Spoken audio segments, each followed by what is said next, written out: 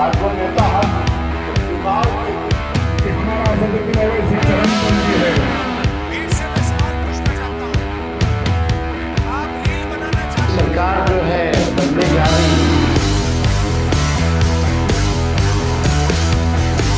दोस्तों, बिहार में इस वक्त राजनीति का तापमान इतना बढ़ चुका है कि बीच चुनाव किसी नेता को जेल जाना पड़ रहा है तो किसी के खिलाफ एफआईआर हो रही है, कोई मकर संक्रांति की मिठाई बांट रहा है, महिलाओं के खाते में 30,000 डालने का वादा कर रहा है, तो कोई इतने गुस्से में है कि विपक्ष के उम्मीदवारों को घर में बंद कर देने का फरमान जारी कर रहा है।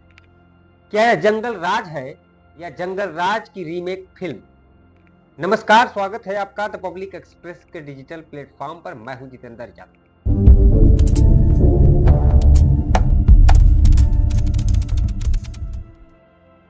भाई, मजेदार बात यह है कि भाजपा गठबंधन भी चाहता है कि बिहार में सरकार बने और महागठबंधन भी चाहता है कि तेजस्वी यादव मुख्यमंत्री बने। लेकिन फर्क देखिए, एक तरफ भाजपा गठबंधन के नेता गिरफ्तार हो रहे हैं, एफआईआर हो रही है, और दूसरी तरफ भाषणों में दही चूड़ा पर योजना बन रही है।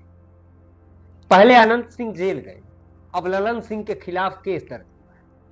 कारण, उन्होंने कहा कि विपक्षी नेता का वोटर अगर बाहर निकले तो घर में बंद कर दो।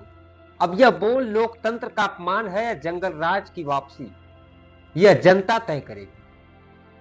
पटना प्रशासन ने वीडियो फुटेज देखा और बोला, ललन सिंह जी, आपकी जुबान ने हमें रिपोर्ट लिखवा दी। यानी अब कानून बयान से चलता है और बयान वायरल वीडियो से।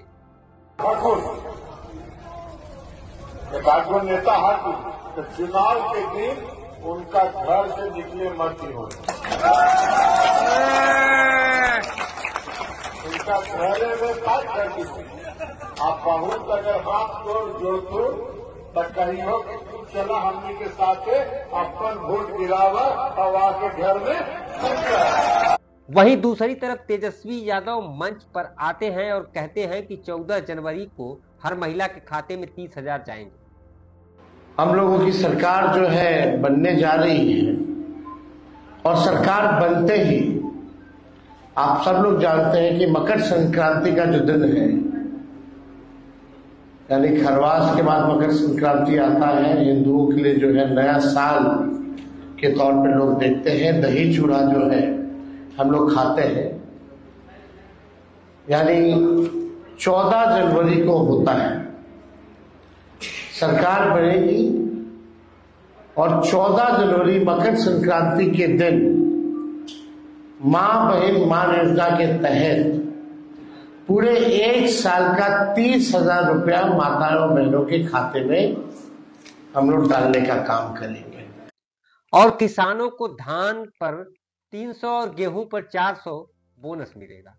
यानी इस बार चुनाव में भी लड्डू टकरा रहे हैं। एक तरफ माई बहन मान योजना, दूसरी तरफ बिजली मुफ्त योजना।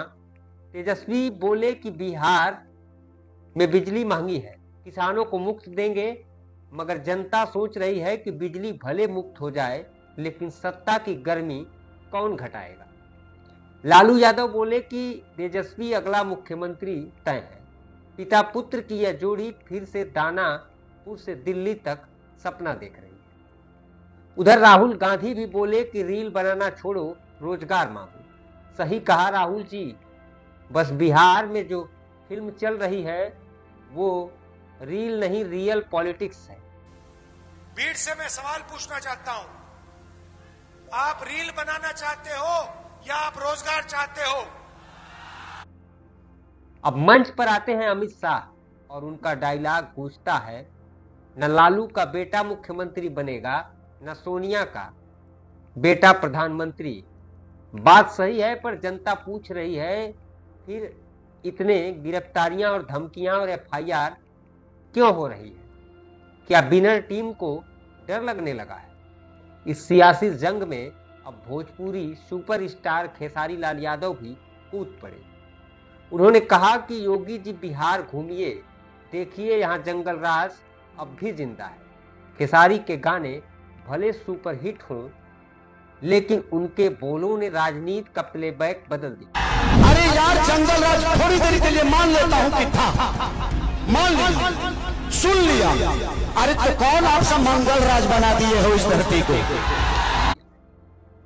अब आती है AIMIM के नेता तौसीफ की खतरनाक बयानबाजी। आंख निकाल लेंगे, उंगली काट देंगे, जुबान काट देंगे। भाई ये चुनावी भाषण है या खलनायक की स्क्रिप्ट? अब जनता भी पूछ रही है कि राजनीति में भाषा इतनी जहरीली क्यों हो गई। अगर आंख से देखोगे तो आंख निकाल लेंगे, उंगली दिखाओगे तो उंगली काट देंगे, जुबान संभाल करके नहीं बोलोगे तो जुबान काट लेंगे। तेजस्वी तुम्हारा, तुम क्या समझते हो चरमपंथी है? अरे चरमपंथी किसको बोलता है? असल बात है कि तुम 9 फेल हो, तुम तो पढ़ा लिखा हो नहीं जो तुमको चरमपंथी का वर्ड मालूम। चरमपंथी का मतलब होता है आतंकवादी, उग्रवादी। ए मुसलमान भाइयों, तुम्हारा नेता को चरमपंथी और आतंकवादी बोला गया है। वो भी तब जब सिस्टम, मीडिया और प्रशासन सब उनके पक्ष में। बिहार का चुनाव अब विकास नहीं बल्कि वाड़ी और वादों की जंग बन चुका है। जहां एक तरफ धमकी वाली बोली है, वहीं दूसरी तरफ दही चूड़ा वाले वादे। और सबसे बड़ा सवाल यह है कि क्या जनता इस बार मीठे वादों में बह जाएगी या कड़वे सच को पहचान लेगी? क्योंकि इस बार बिहार में सिर्फ वोट नहीं बल्कि राजनीतिक विवेक की भी परीक्षा है। जब नेता FIR और ऐलान दोनों साथ में करवाने लगे तो समझ लीजिए कि राजनीति नहीं चल रही, ड्रामा चल रहा है। वैसे आप इस पूरे सियासी ड्रामे पर क्या सोचते हैं? अपनी राय कमेंट में जरूर लिखिए। नमस्कार।